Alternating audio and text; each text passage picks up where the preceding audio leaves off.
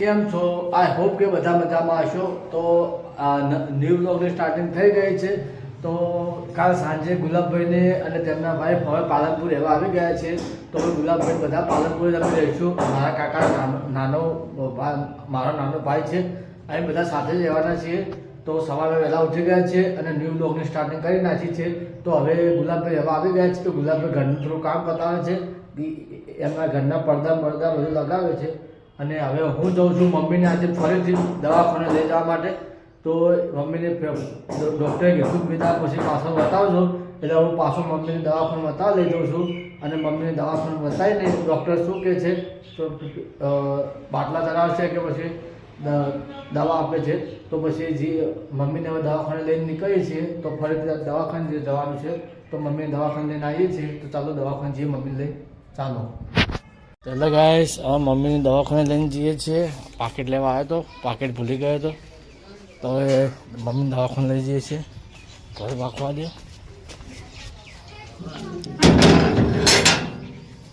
ચાલો દવાખાને જઈએ મમ્મીને.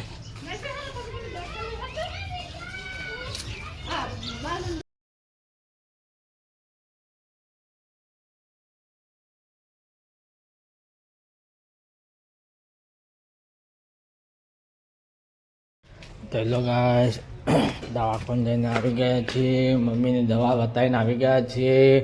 મમ્મીને બતાવી દીધું છે. તો હવે ઘરમાં આવી ગયા છીએ. તો મમ્મીને બતાવીને દવા લઈને અમે પાછા ઘરે આવી ગયા છીએ. તો મમ્મીને ઇન્જેક્શન આપ્યું છે અને દવા આપી છે. 2 દિવસની પેટી દવા આપી છે. સોમવારે ફરીથી મમ્મીને બતાવવાનું છે. તો આજે મમ્મીને દવા લઈને અમે બતાવીને પાછા આવી ગયા છીએ. આજે પાછું પાણીનો પ્રોબ્લેમ થઈ ગયો છે. આજ પાછું પાણી આવ્યું નથી. તો હજી નાહ્યા ધોયા વગર અમે ફરીએ છીએ. પાણી આવે તો નાહવા જઈએ. હજી પાણી આવ્યું નથી, એટલા માટે હજી અમને આમથી આમ ફરીએ છીએ. અને ગુલાબભાઈ પેલા ઘરમાં એમના ઘરમાં કામ કરે છે.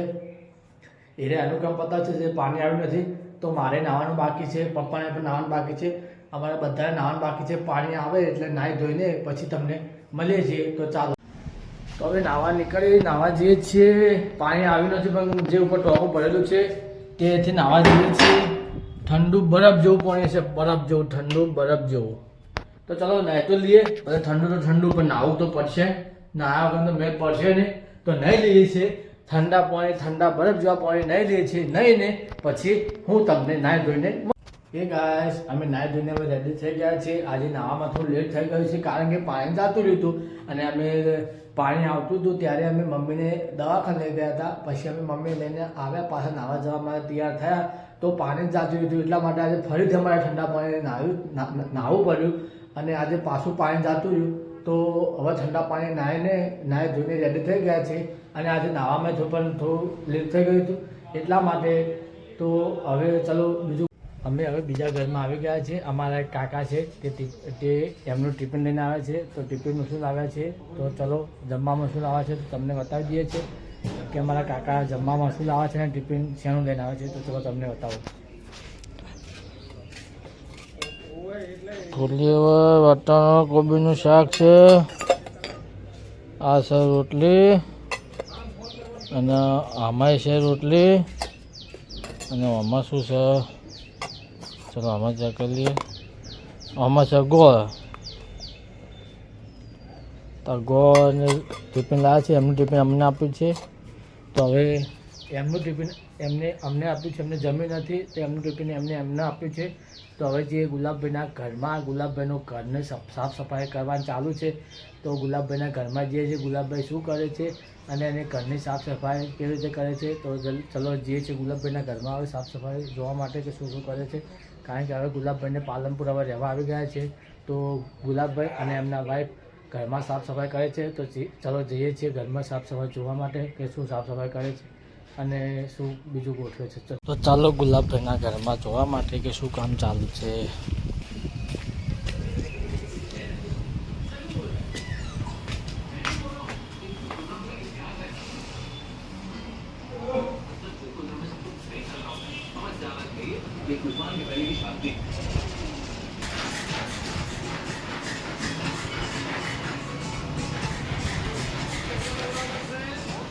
તો હજી કામ બાકી છે, હજી સાફ સફાઈ બાકી છે બહુ. તો હજી ગુલાબભાઈના ઘરનું કામ બાકી છે, સાફ સફાઈ ચાલુ છે. ગુલાબભાઈ ખાવા બનાવતા હતા અને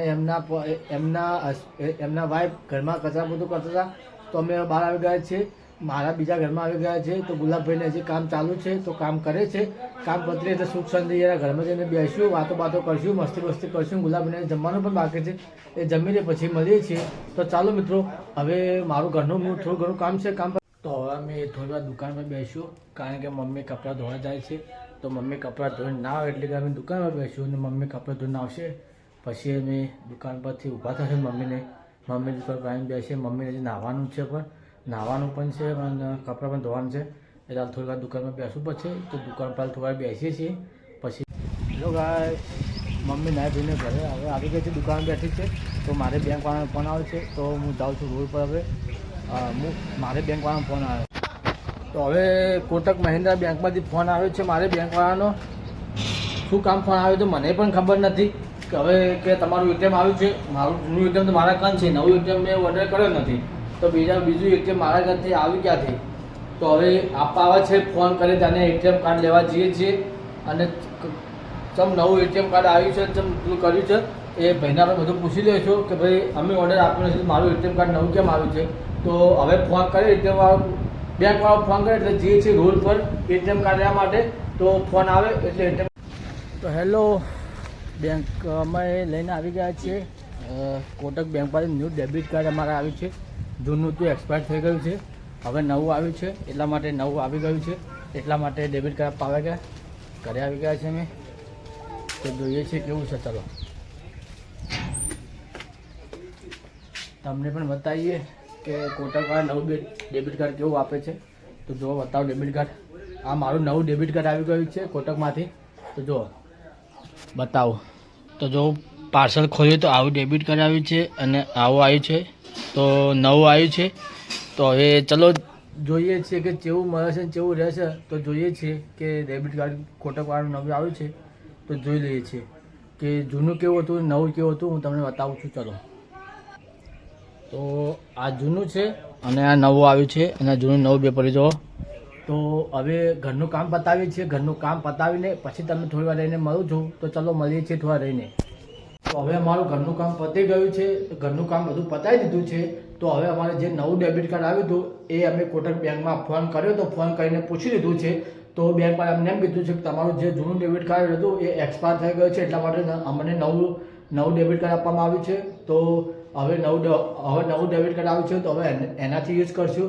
અને મિત્રો, મારો બ્લોગ તમને ગમે તો લાઈક શેર અને સબસ્ક્રાઈબ કરવાનું ભૂલતા નહીં મિત્રો. તો આજનો વ્લોગ આટલા સુધી જ છે. તો આવતીકાલે નવા વ્લોગમાં મળીએ છીએ. Bye bye.